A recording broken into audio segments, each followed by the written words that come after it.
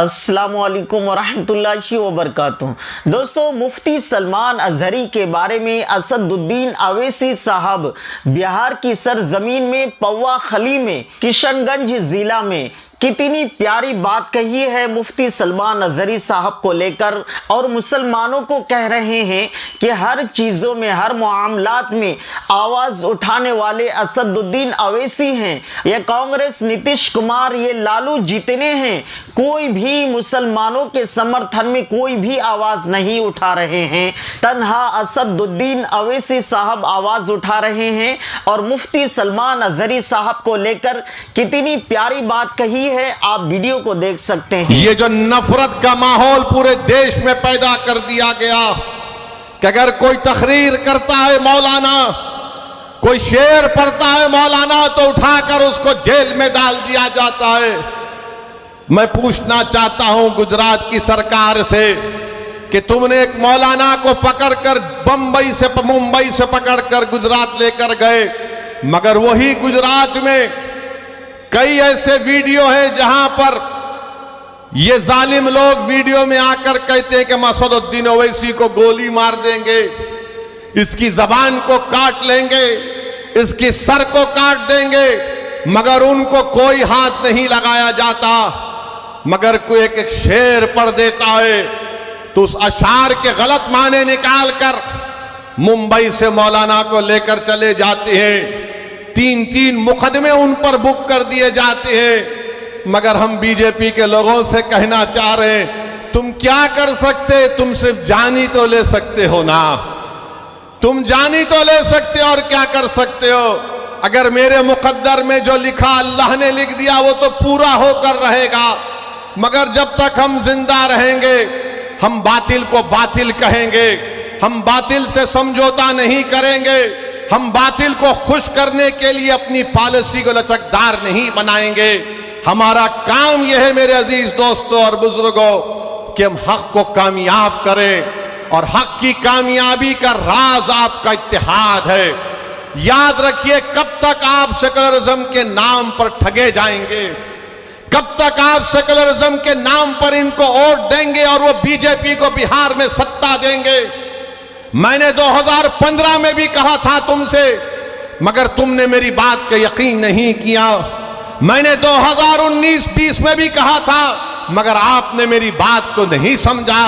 कम से कम अब तो समझ जाओ। याद रखो, तुम अपने मुकद्दर के फैसले कर सकते हो। तुम में इतनी ताकत है कि मुस्तकबिल में तुम्हारे हक में जो फैसले लिए जाएंगे तुम खुद उसको कर सकोगे।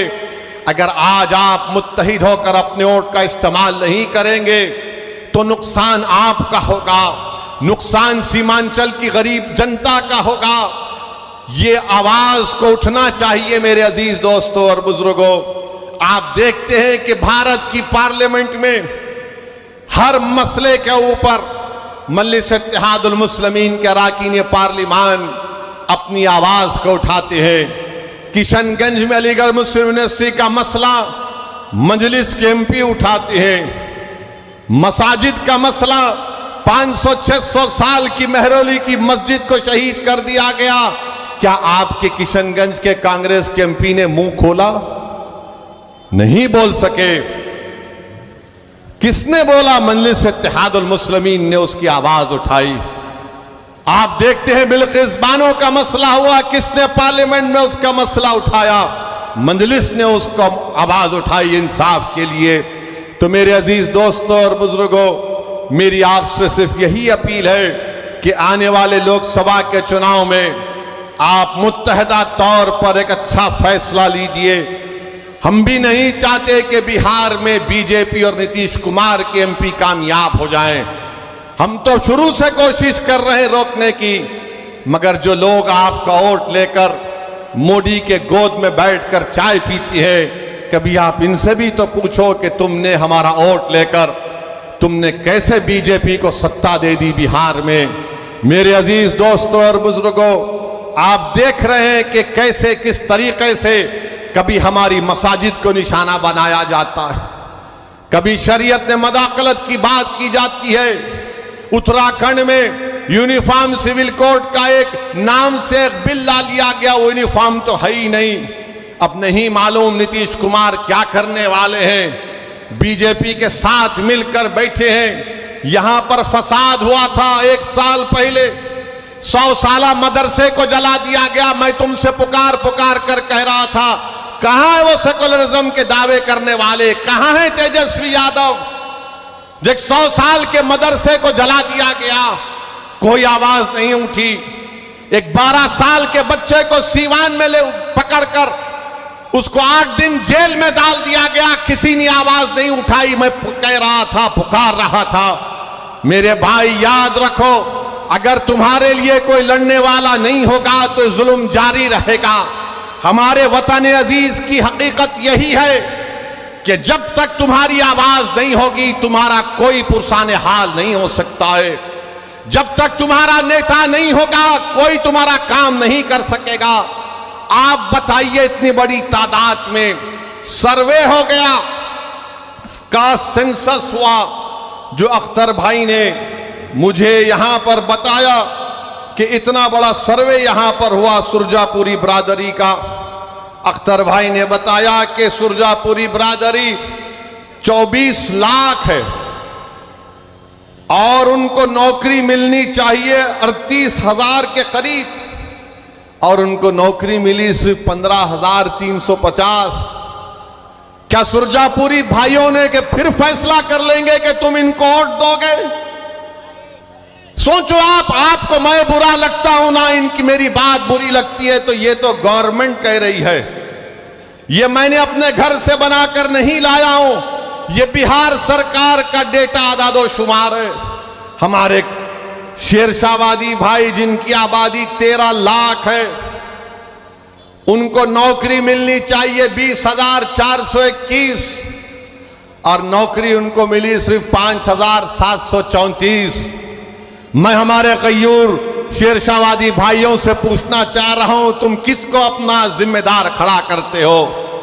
मेरे भाई कुलैया भाइयों की आबादी 12 लाख है, उनको नौकरी मिलनी चाहिए 12,904 और नौकरी मिली 6,750।